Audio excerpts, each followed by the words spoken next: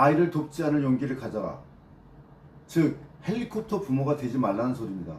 헬리콥터 부모는 아이의 문제 해결 능력을 망칩니다. 아이를 가장 망치는 흔한 방법이 뭐냐면 아이를 방치하는 게 아니라 오히려 너무 열심히 도와주는 겁니다. 아이 숙제를 대신 챙겨주고 친구 문제에 부모가 먼저 나서고 학원 스케줄을 다 짜주고 아이가 힘들어하면 바로 해결책을 줍니다. 부모 입장에서는 이게 사랑인데 아이 입장에서 보면은 아이의 능력을 완전히 제거하는 겁니다. 그래서 자기가 힘을 쓸 기회를 잃어버린 거죠. 그래서 아이를 돕지 않을 용기를 가져라. 이 말은 아이를 버려두라는 뜻이 아닙니다.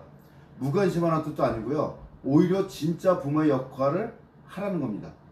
부모의 역할은 아이 앞에 돌을 치워주는 것이 아닙니다. 그 돌을 어떻게 넘어갈지 가르쳐 주는 겁니다. 그래서 헬리콥터 부모는 아이 주변을 계속 맴돌면서 아이가 넘어지기 전에 붙잡고 실패하기 전에 막고 불편하기 전에 해결해 줍니다. 겉으로 보면 좋은 부모처럼 보입니다. 관심도 많고 정보도 많고 실행력도 좋고. 그런데 문제는 아이가 점점 약해진다는 겁니다. 지나치게 통제받은 양육을 받은 아이들은 학교 생활과 사회적 환경에 적응하는 데 어려움을 겪습니다.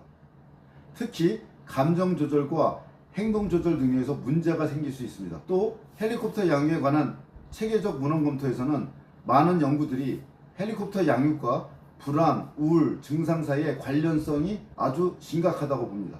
왜 그럴까요? 아이는 문제를 겪으면서 자랍니다.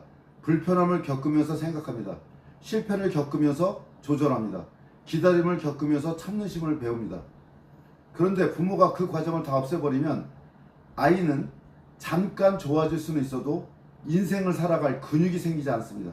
요번에 인재전쟁 2에서 채태원 회장이 AI 시대의 인재상을 이겼습니다.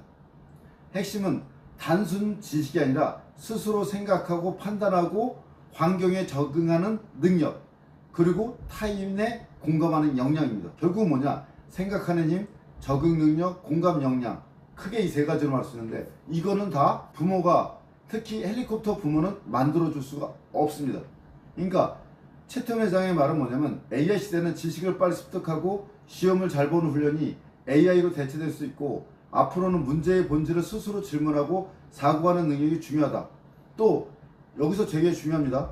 실패 이후 다시 적응하고 새로운 선택을 이어가는 회복력, 그리고 인간 간의 공감 능력, 이거는 아이가 실패를 통해서 끄면서 만들 수 있는 과정이지 부모가 모든 문제를 해결해 줬을 때 아이는 절대 얻을 수 없는 능력입니다. 진짜 필요한 건 이겁니다. 문제가 생겼을 때 이게 왜 이런 문제가 생겼지? 내가 무엇을 할 수 있지? 누구에게 도움을 요청해야 하지? 어디까지는 내가 해결하고 어디까지는 도움을 받아야지? 이렇게 생각하는 힘이 있어야 돼요. 근데 헬리콥터 부모는 이 능력 자체를 뺏어버립니다. 생각하기 전에, 아이가 생각하기 전에 부모가 생각하고, 아이가 결정하기 전에 부모가 결정하고, 아이가 실수하기 전에 부모가 막습니다. 아이가 부딪히기 전에 부모가 길을 닦아줍니다. 그러면 아이는 AI 시대의 가장 중요한 능력, 즉 스스로 문제를 정의하고 해결하는 힘을 잃어버립니다. 우리 아이는 아직 어려서 내가 도와줘야 해. 우리 아이는 그냥 놔두면 안 해. 지금 입시가 중요하니까 내가 챙겨야 해. 나중에 크면 알아서 하겠지. 그러나 아이는 어느 날 갑자기 독립적인 사람이 되지 않습니다. 초등학교 때 대신 챙겨주던 아이가 중학교에 가서 갑자기 자기주도로 변하지 않습니다. 중학교 때 모든 스케줄을 부모가 관리하던 아이가 고등학교에 가서 갑자기 시간 관리를 잘하지 않습니다. 고등학교 때 학원, 숙제, 수행평가, 진로까지 부모가 다 챙겨주는 아이가 대학교 가서 갑자기 자기 인생 설계하지 않습니다. 독립성은 나이가 들면 생기는 게 아닙니다. 연습해야 생깁니다. 그러면 그 연습할 수 있는 기회를 부모가 다 뺏어버려요. 그러면 부모가 진짜 부모가 아니라 그거는 안티 세력입니다. 아이가 정말 위험할 때는 도와줘야 되죠. 그러니까 부모가 먼저 뭘 생각했느냐, 부모가 도와줘야 할 때와 도와주면 안 되는 때를 구분해야 합니다. 아이가 감정적으로 무너졌을 때는 안아줘야 됩니다.